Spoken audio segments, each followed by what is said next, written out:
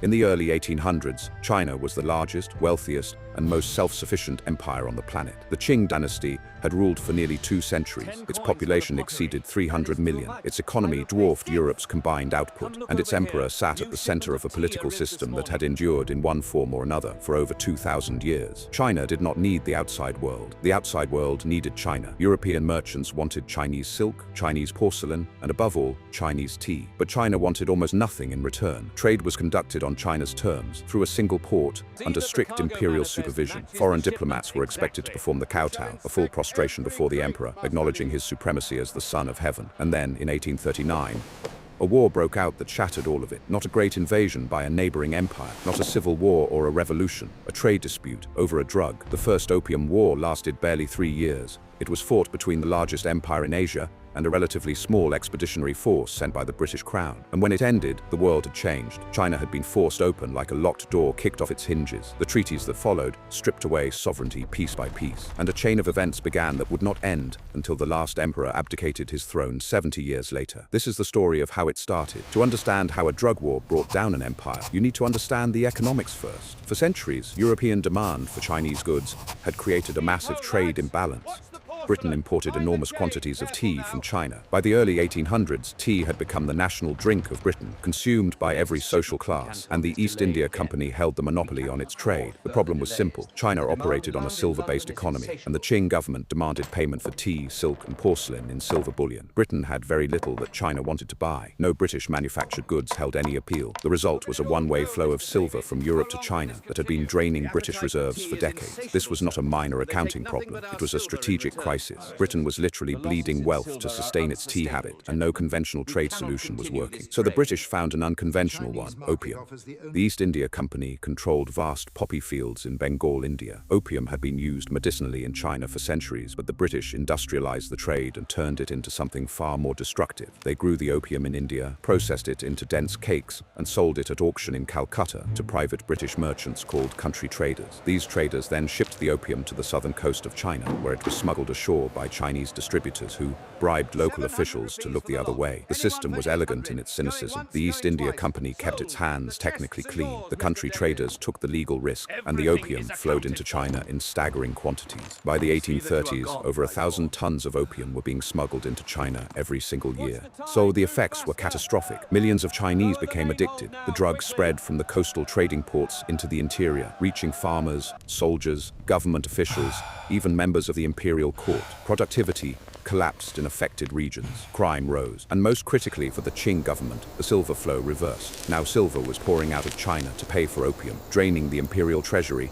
and destabilizing the currency. The Qing emperor, Dao Guang, watched this crisis deepen and understood that if it was not stopped, it would destroy his empire from within. In December 1838, the emperor made a decision. He appointed Lin Zexu, one of the most capable and incorruptible officials in the empire, as special imperial commissioner, and sent him to Canton, the only port where foreign trade was permitted, with a single mandate: end the opium trade. Lin arrived in Canton in March 1839 and moved with extraordinary speed. He arrested over 1,700 Chinese opium dealers. He demanded that foreign merchants surrender every chest of opium in their possession. And when the British Chief Superintendent of Trade, Captain Charles Elliot, tried to stall, Lin blockaded the entire foreign trading quarter, trapping several hundred British and American merchants inside without food or supplies. The siege lasted 6 weeks. Elliot eventually convinced the British merchants to hand over their opium stockpiles, promising that the British government would compensate them later. This was a critical moment, because by making that promise, Elliot transformed a dispute between private merchants and the Chinese government into a dispute between two sovereign nations. Lin confiscated over 20,000 chests of opium, roughly 1,400 tons of the drug. He had trenches dug near the coast,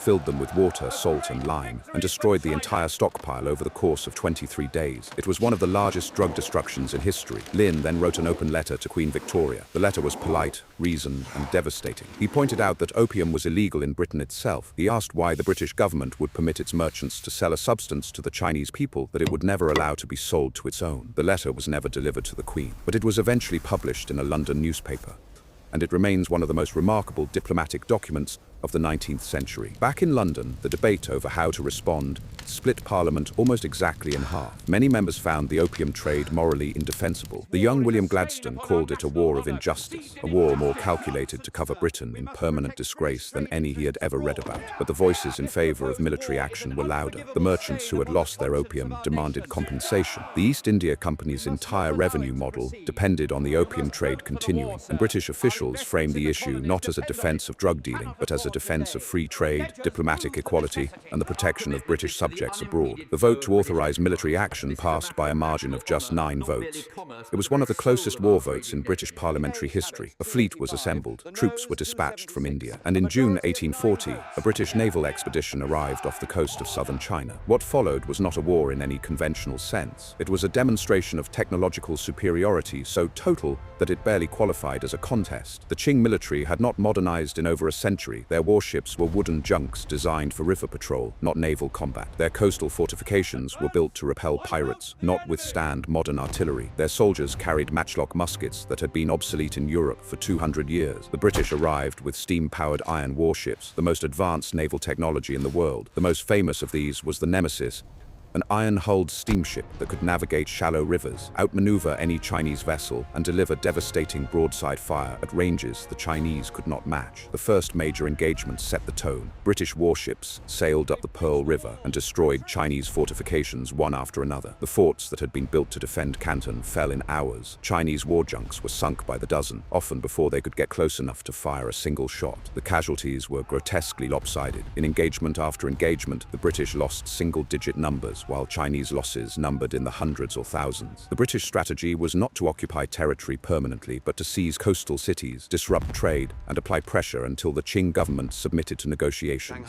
They moved north along the coast, capturing port after port. Amoy fell in August 1841. Chusan was retaken in October. Ningpo fell without resistance in the same month. The pattern was always the same. British warships would bombard the coastal fortifications from a distance no Chinese gun could reach. Marines would land. The garrison would either flee or be overwhelmed, and the British flag would rise over another Chinese city. The Qing military fought with extraordinary courage in many of these engagements, but courage alone could not close the gap. At the Battle of Chapu in May 1842, Manchu bannermen fought to the death rather than surrender. When defeat became certain, some killed their own families before taking their own lives. These were soldiers who understood that losing was not simply a military failure.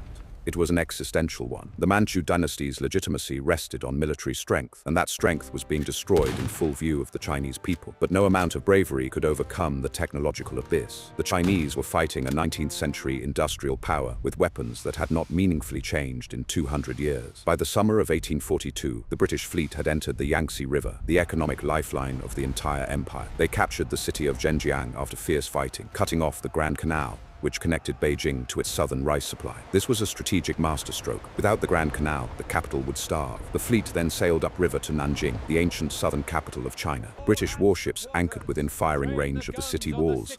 Their guns trained on the city. The Qing government, facing the simultaneous loss of its trade revenue, its coastal defenses, and now its food supply, had no choice. Negotiations began aboard a British warship in the shadow of Nanjing's walls. The result was the Treaty of Nanjing, signed on August 29, 1842. It was the first of what the Chinese would come to call the unequal treaties, and its terms were humiliating. China was forced to cede the island of Hong Kong to Britain in perpetuity. 5 ports, Canton, Amoy, Fuzhou, Ningpo, and Shanghai, were opened to unrestricted British trade and residence. China was required to pay 21 million silver dollars in reparations, 6 million immediately and the rest in installments. The old Canton trading system, in which all foreign trade was controlled through licensed Chinese merchants, was abolished entirely. Additional treaties followed within months. The Treaty of the Bogue in 1843 granted Britain most favored nation status and extraterritoriality, meaning British citizens in China would be subject to British law, not Chinese law. The Americans secured similar terms in the Treaty of Wanghia. The French followed with the Treaty of Whampoa. Within 2 years of the war's end, every major Western power had extracted concessions from the weakened Qing. The military defeat was devastating, but the psychological damage was even worse. For 2,000 years, the Chinese imperial system had operated on a foundational belief. China was the center of civilization, the Middle Kingdom. All other nations were peripheral, lesser, barbarian. The emperor ruled by the mandate of heaven,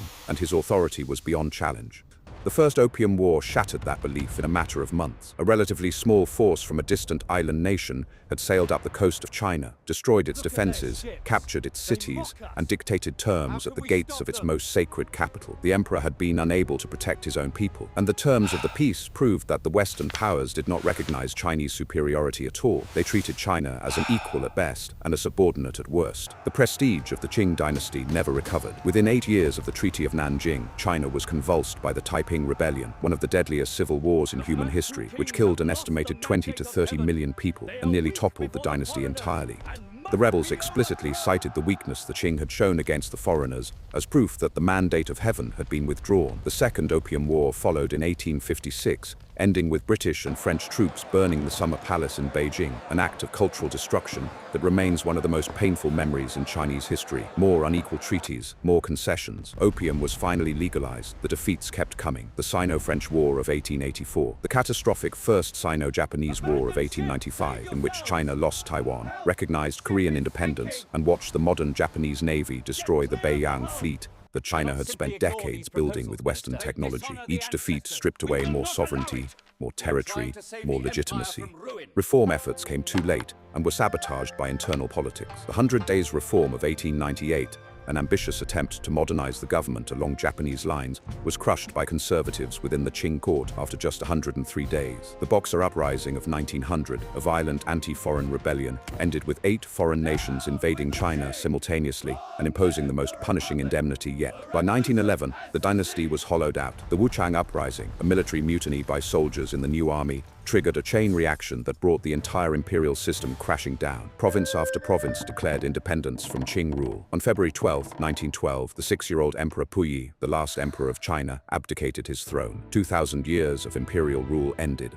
Not with a single dramatic battle, but with a long, slow collapse that had begun 70 years earlier, when British warships appeared off the coast of Canton, and Commissioner Lin Zexu watched everything he had tried to defend begin to fall apart. The Chinese remember this period as the century of humiliation. It began in 1839 with the First Opium War, and it did not end, by their reckoning, until 1949, when Mao Zedong stood at Tiananmen and declared that the Chinese people had stood up. The lessons of that century remain deeply embedded in Chinese national identity. The conviction that a strong military is the only guarantee against foreign aggression, the sensitivity to perceived interference in domestic affairs, the determination to never again be caught on the wrong side of a technological gap, all of it traces back to 1839. To a trade dispute over opium, to an incorruptible commissioner who tried to do the right thing, to a fleet of iron warships that proved, in the most brutal way possible, that the world had changed and China had not changed with it. The First Opium War did not destroy Imperial China, but it cracked the foundation, and once the cracks appeared, they never stopped spreading.